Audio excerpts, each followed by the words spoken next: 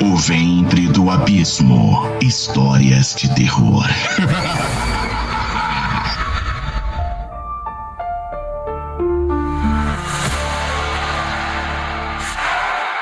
História de hoje. Vizinhança Tranquila. Original. O Ventre do Abismo. Júlio sempre fora um homem reservado, daqueles que você perde de vista por anos, mas quando reaparece, é como se ele nunca tivesse ido embora.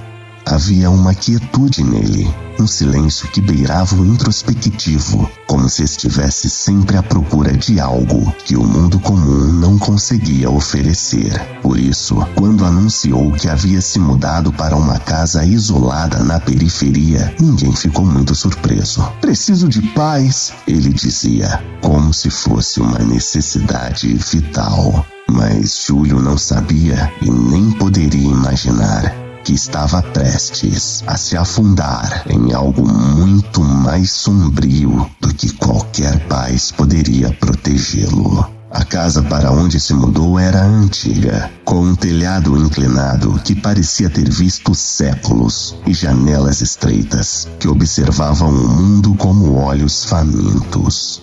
Uma cerca enferrujada circundava a casa e ela parecia mais um túmulo esquecido do que um lar.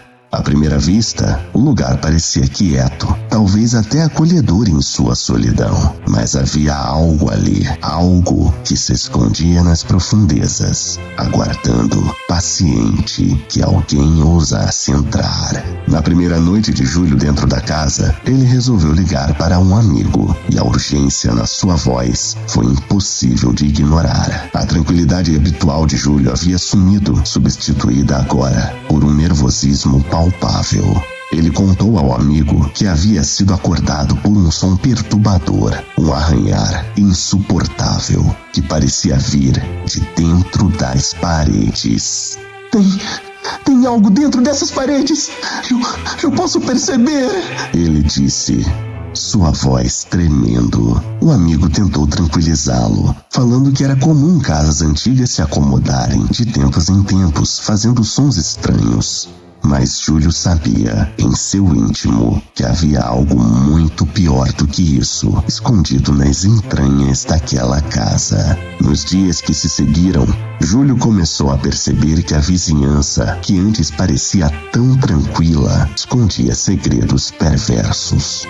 As casas ao redor, embora bem cuidadas, estavam estranhamente desertas. Janelas fechadas, cortinas cerradas, nenhum sinal de vida. Era como se ele estivesse cercado por caixões de concreto, com cadáveres imóveis dentro deles. Júlio saía para trabalhar e voltava, mas nunca via ninguém. Nenhuma alma viva cruzava seu caminho. O isolamento que ele tanto buscava começou a se transformar em uma prisão opressora, sufocante. Uma tarde, desesperado por alguma sensação de normalidade, Júlio decidiu explorar o bairro. As ruas eram idênticas, como um labirinto inescapável.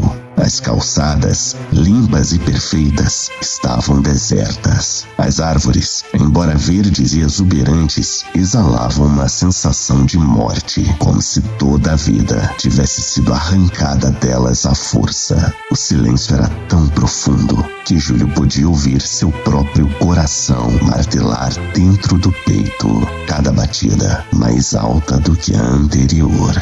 Durante sua caminhada, ele notou uma casa diferente, mais afastada. A porta estava entreaberta e um cheiro pútrido emanava de dentro. Um odor horrível, uma mistura de flores podres com carne em decomposição. O fedor era tão forte que Júlio sentiu o estômago revirar, os olhos arderem, mas algo o empurrou em direção àquela casa, como se uma força invisível o puxasse pelas entranhas.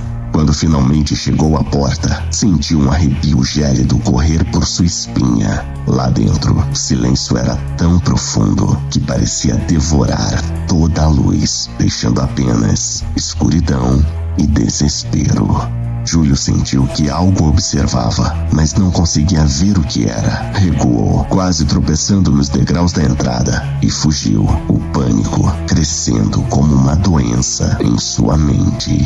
Naquela noite, ao voltar para casa, Júlio encontrou uma carta sob a porta. O envelope amarelo parecia arrancado de um tempo esquecido. Lacrado com cera vermelha, trazia um símbolo que ele não reconhecia. Ao abrir, encontrou uma mensagem breve, escrita com uma caligrafia antiga e cruel. Você não deveria estar aqui. O papel tinha um cheiro de mofo, como se tivesse sido guardado em um túmulo. Júlio sentiu seu estômago revirar novamente, o suor frio escorrendo por sua coluna. Ele tentou se convencer de que era apenas uma brincadeira de mau gosto, mas a sombra do medo em seus olhos revelava a verdade. Ele estava aterrorizado. No dia seguinte, Júlio viu alguém pela primeira vez desde que se mudara. Um homem idoso, de pele pálida e enrugada, estava parado na calçada em frente à sua casa. O homem usava um chapéu desbotado que escondia parcialmente seus olhos fundos e se apoiava em uma bengala de madeira que parecia tão antiga quanto ele. Seus lábios finos se abriram num murmúrio quase inaudível. Você deveria ir embora. A voz do velho era como folhas secas sendo esmagadas sob os pés. Um som de morte iminente. Júlio sentiu um arrepio ainda mais profundo percorrer sua espinha, como se aquelas palavras fossem uma sentença. Antes que pudesse reagir, o velho se virou e começou a caminhar lentamente. Júlio o seguiu, mas ao dobrar a esquina, o homem havia desaparecido. Naquela noite, os horrores de Júlio atingiram seu ápice. Os arranhões, que antes eram suaves, agora eram frenéticos, com garras desesperadas rasgando a madeira, as paredes e a própria alma da casa. O som vinha de todos os lugares ao mesmo tempo, um coro macabro de agonia. Algo claramente estava tentando escapar, algo maligno e faminto. Era um misto de terror e desespero. Júlio pegou uma lanterna e um martelo. Ele estava determinado a encontrar o que quer que estivesse escondido ali. Começou a bater nas paredes feito um louco, com força crescente e o suor pingando de sua face. Finalmente, a parede cedeu, revelando um espaço oculto. A luz da lanterna de Júlio penetrou no buraco que ele abrira e iluminou todo o interior. E então, Júlio viu corpos empilhados como sacos de carne em avançado estado de decomposição.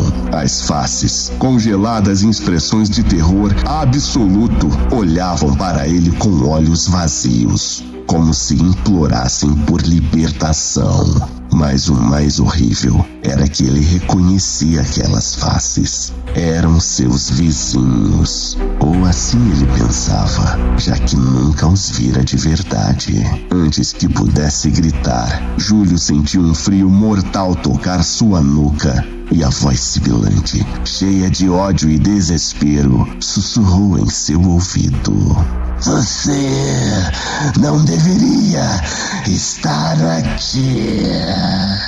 O som era como unhas arranhando o metal, e o pavor que tomou conta de Júlio foi tão absoluto que ele não conseguiu se mover. O mundo ao seu redor se apagou e o silêncio voltou, mais pesado, mais denso do que nunca.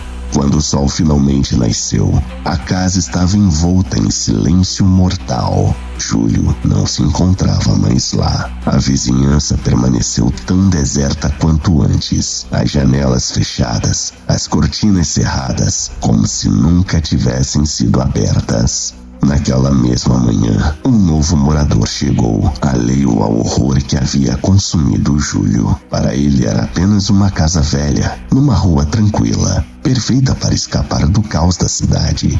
Enquanto explorava sua nova casa, o morador então encontrou uma carta sob a porta, um envelope amarelado, selado com cera vermelha, com o mesmo símbolo antigo marcado no lacre. Você não deveria estar aqui. A porta da sala se fechou lentamente atrás dele e o silêncio voltou a devorar a casa.